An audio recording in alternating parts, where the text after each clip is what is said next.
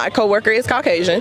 So how would you feel if you were around and you heard her ask me, a black female, what shampoo I use because her horse has the same hair? I think that's pretty personal information. I think if there's genuine interest and curiosity into what the answer is, then fair enough, you can ask the question. But to outwardly come out and question, or at least correlate your being to an animal, is definitely not a very fair, or at least respectful comment to make. And I think there's a lack of compassion there, and I think that's something we might be lacking in the broader world right now.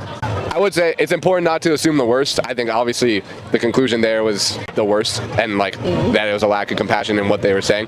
But it is important that people who grew up in a different age, they obviously were not used to having taken these things into account. And I'm not saying that, obviously we were raised differently, and I don't think we would walk in any conversation with that same level of indifference towards your emotions. But on the broader scale, people make mistakes. We got to understand that as well. You think she was coming from a genuine place, out of pure curiosity? Yeah, I don't know, genuine. I think there was definitely a lack of respect if you're equating someone like yourself to a horse. And I think from her perspective, that is something she should definitely take into account. But to be able to say, hey, that was disrespectful, and I would appreciate if you didn't do that, that's the right way to frame it in the terms of okay, going forward, don't do that. And I think best case scenario, she goes, okay, yeah, I'm super sorry, I really didn't take that into account, and going forward, I will never do that again. When you hear a white person or a white lady speak amongst other women, do you ever hear off-base things being said where why would you say that if she was talking to another white woman? No, certainly. I have parents, grandparents who grew up in a different generation where the proper amount of attention wasn't paid to those type of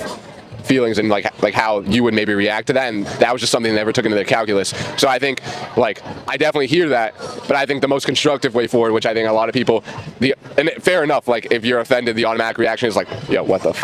That's just not something you can say. Yeah. But I think the most constructive way forward is explaining yourself why that hurt you. And I think the vast majority of people, at least from my upbringing, what I've seen is they'll respond to that oh, I actually never really thought of that. Going forward, I will think of that. And then we've solved the problem for people ahead of, not just, instead of just conflating the issue between the two of you, you've solved the issue for people in front of you. I feel you, but I wish people was that open-minded, because get defensive real quick. What you mean? I wasn't even trying to say all that. But I feel you, though. Yeah. That's the ideal way to think, for sure.